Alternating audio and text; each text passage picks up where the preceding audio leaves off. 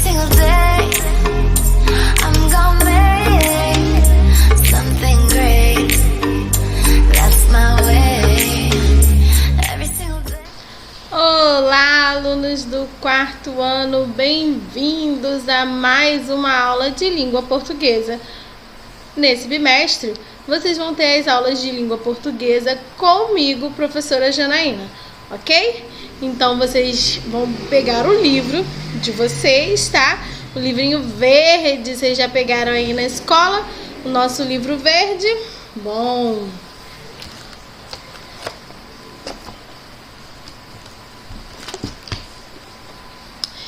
Então, este aqui é o nosso livro 3, certo?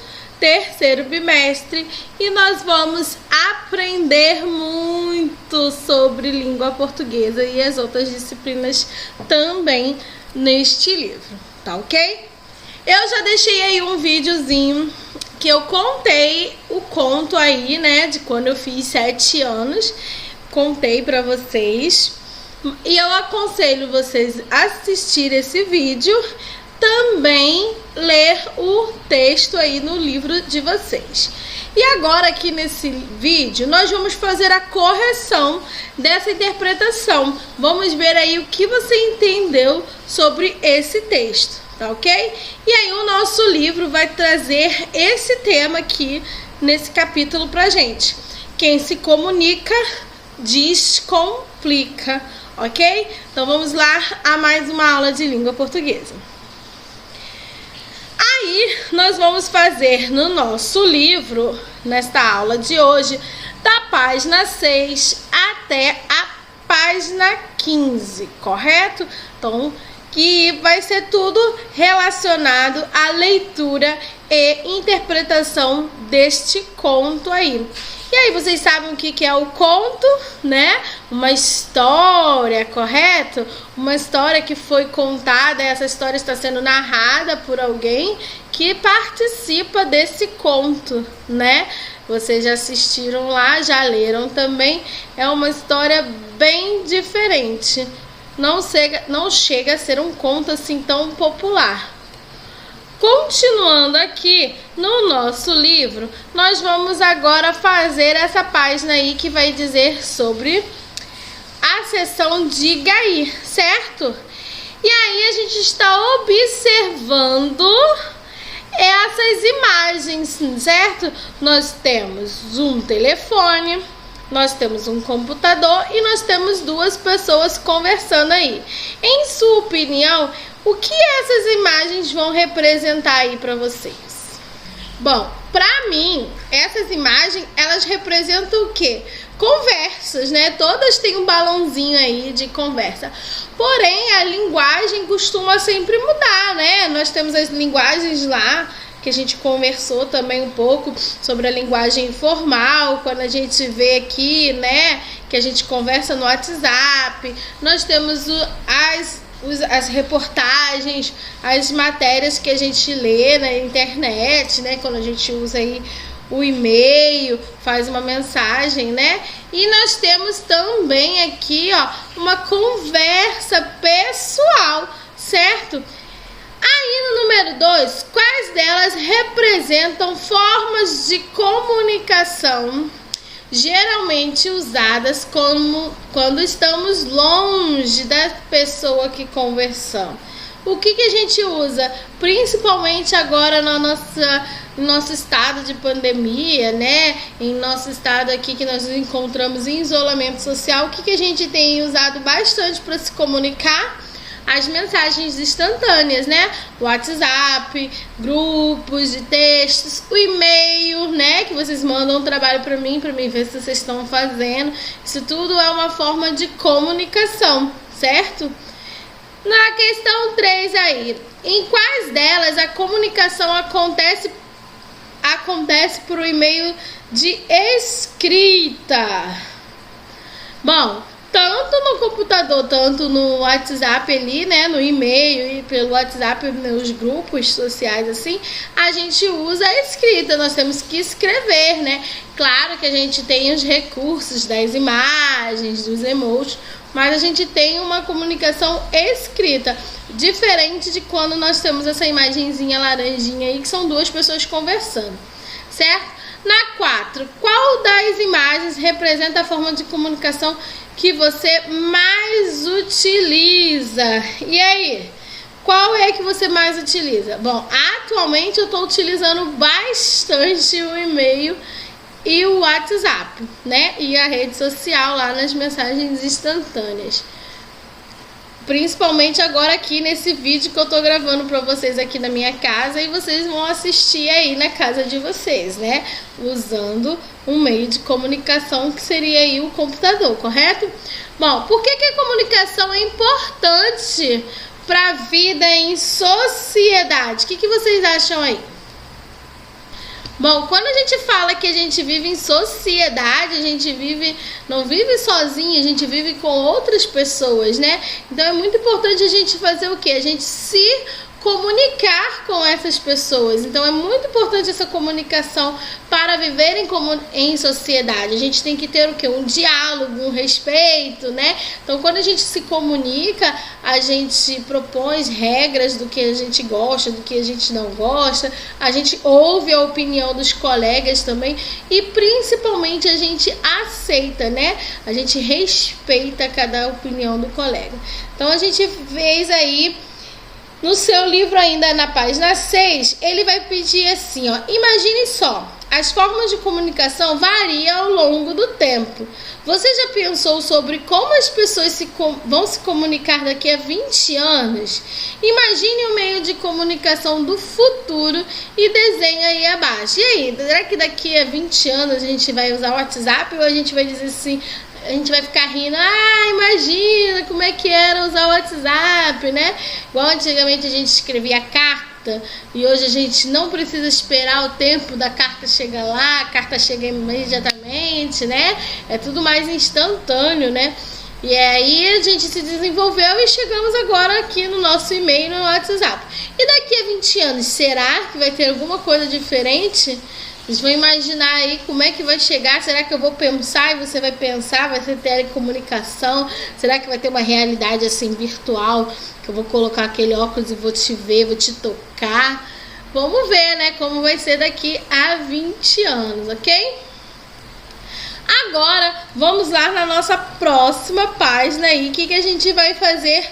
As interpretações aí desse texto do conto de Quando Eu Fiz 7 anos. Então você já leu esse texto, você já viu outro vídeo e agora vamos corrigir aí as questões levantadas sobre esse texto. Bom, quais que personagens aparecem nessa primeira parte aí do conto? A primeira parte do conto é na página 6.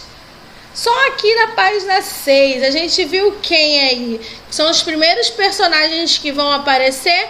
A gente viu o avô, o narrador que também participa.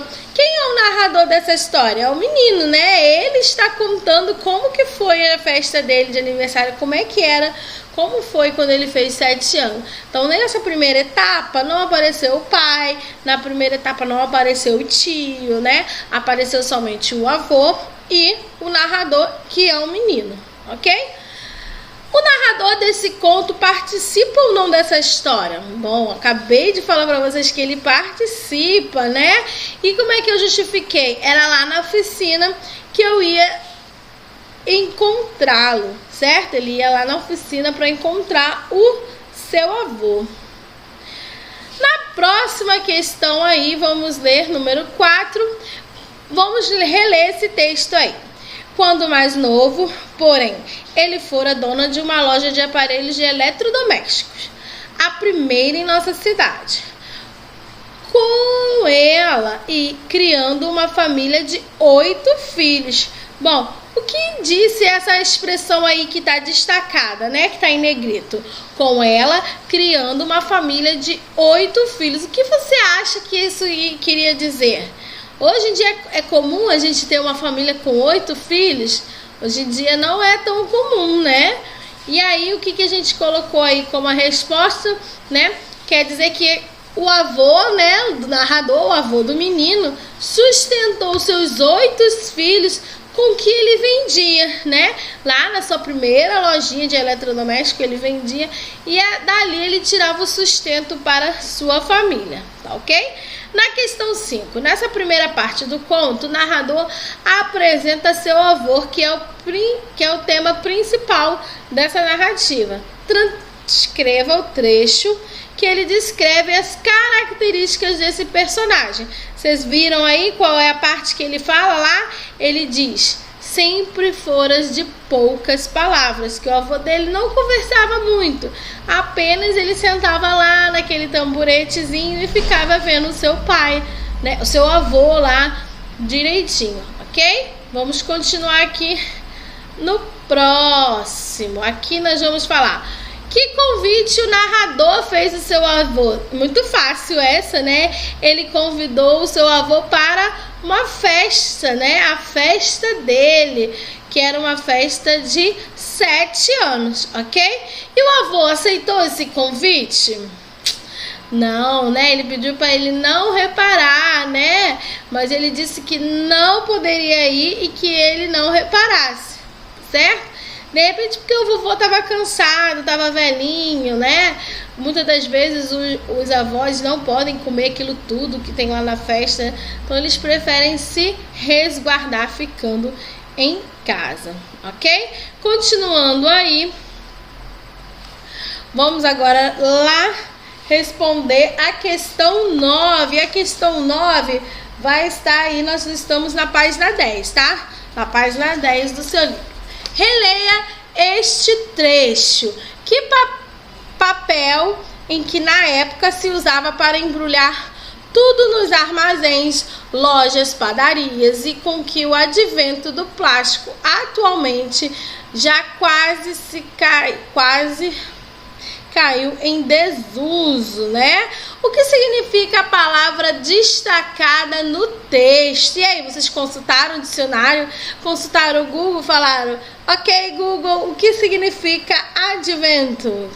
Eu aposto que vocês fizeram no Google, né? Então, vamos lá. O que vocês acharam aí sobre advento? Que é o quê? Com a chegada, né? Quando chegou o plástico, a gente parou de usar esse papel de embrulhar e começou a usar mais os plásticos, aqueles enfeites mais bonitos. Porque, segundo o narrador, né? Segundo o menino, os embrulhos de papel caíram em desusos porque chegou o plástico, né? Eles foram substituídos pelo plástico. Em sua opinião, por que embaixo do papel cor-de-rosa havia outro embrulho que parecia mais antigo? Eu acho que ele já estava lá meio que embrulhado, né? O conto, ele não deixa isso muito claro pra gente, né? Mas o que a gente vê é que eu acho que essa bússola já estava guardada, já tinha lá embrulhinho. Como ele viu que estava um pouquinho velhinho, ele pegou outro papel mais novo e forrou por cima. Certo? Então, eu acho que foi mais ou menos assim. E aí, vocês podem, por ser uma questão mais pessoal, você vai dizer aí o que você acha, tá certo? Sem problema algum. Vamos continuar ainda aí na nossa página 10. Que objeto estava embrulhado nesse menino? Era a bússola, né? Era uma bússola que o vô dele deu para ele, uma bússola que não funcionava, né? E você sabe explicar por quê? Para que serve uma bússola e como é que ela funciona? Converse com seus colegas e o professor sobre esse assunto. Você lembra lá que a gente falou bimestre passado, falamos da bússola, né? Que ela usa o quê? O centro magnético da Terra, correto? E não o ponto geográfico, e sim o magnetismo. E aí a gente sabe que a bússola sempre aponta para o norte. E aí a gente vai falar mais ainda aí, quando a gente falar lá em ciências, a gente vai falar mais ainda durante esse bimestre sobre a bússola, correto? Então vamos lá na próxima página. Agora nós vamos fazer ainda, agora nós vamos para a página 3, para a página 12, tá? Vocês releram aí mais um pedaço do trecho da história, e aí nós vamos agora falar sobre esse trecho aqui. Ele novamente explicou, mas dessa vez eu quase não escutei, sentindo uma dor que subia devagarzinho no fundo do peito e ia tomando conta de todo o meu ser. Bom, o que a gente vai ver aí? Ele promete o pronome, né? A gente agora vai começar a falar daí desse pronome ele. Lá no início desse trecho ele falou assim, ele novamente. Se refere a qual personagem da história? Ele estava se referindo a quem? Quando ele falou, ele novamente explicou. Ele estava falando do pai dele, né? Quando o pai dele lá explicou, né, o que era a bússola, ok? Por que quase o menino não escutou aquela explicação, certo? Ele queria o quê? Ele não conseguiu mais se concentrar, porque ele ficou triste, né? Ele se sentiu muito mal com aquela situação assim, que a bússola não funcionava. Então, a partir do momento que ele já soube que a bússola não funcionava, ele escutou, mas nem prestou muita atenção. Em sua opinião, qual era o sentimento que tomava conta do menino naquele momento? O que ele tinha? Ele tinha uma angústia, né? Uma angústia. Ele tinha saudade. Ou ele ficou com raiva e triste, né? Eu acho, essa daí é mais uma questão pessoal, tá? Mas eu acho que ele ficou triste, né? Ele ficou com raiva e ficou com uma tristeza. Tá certo? Aqui tem outra parte aqui, ó. Você já sentiu se sentiu assim alguma vez? E aí a gente pode conversar na nossa tutoria aí sobre o que a gente sente, né? Quando a gente recebe um presente que não era aquilo que a gente queria, né? Se a gente fica com raiva, fica triste, principalmente de uma pessoa querida da gente, né? A gente fica meio decepcionado. Então, ainda aí na página 12, vamos fazer as questões 14, 15 e 16, correto? Qual foi a vontade do menino ao descobrir que a bússola não funcionava? Ele queria jogar ela no meio da rua, né? Vocês lembram lá? No meio dos carros, não foi assim? Ele queria, né, sentir vontade de atirá-la na rua para que ela se espatifasse e fosse esmagada pelos carros.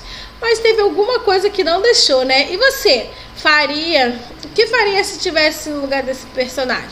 Será que você ia ter tido coragem de jogar pela rua, né? Pela janela, assim, deixar se esmagar? Ou você iria guardar, ou você ia acabar perdendo? Essa daí é mais uma questão também pessoal, tá? Na 16, antes de ler a última parte do conto, releia os trechos das páginas anteriores. Agora escreva com suas palavras o que você imagina do final. Bom, aqui também vai ser uma questão pessoal e você vai dizer aí como é que você faria o final, né? No final dessa história aí, já que eu já contei o livro pra você sabe, já contei, né, a história, então você sabe que ele acabou guardando aquela bússola até quando ele se tornou pai e ele guardou tanto a bússola, tanto essas memórias, certo? A bússola aí ficou como uma fonte histórica aí para ele, uma fonte histórica, um elemento histórico aí da família dele. E aí você vai escrever, eu acho que ele jogou na rua e nunca mais achou, ou ele se perdeu, né? Vamos ver aí como você acharia que terminaria essa história, ok? Bom, aí na página nós vamos continuar agora que você vai reler lá o finalzinho do conto, você vai ler o finalzinho do conto e vamos fazer aqui o finalzinho aqui, a página 14, pra gente finalizar. Depois fiquei observando um pouco e aí peguei o tamborete e pus no lugar onde eu sempre me sentava. Acho que ele vai entender, pensou, né, o menino. O que o menino imaginava era que o avô ia entender, né? Por que ele imaginou isso?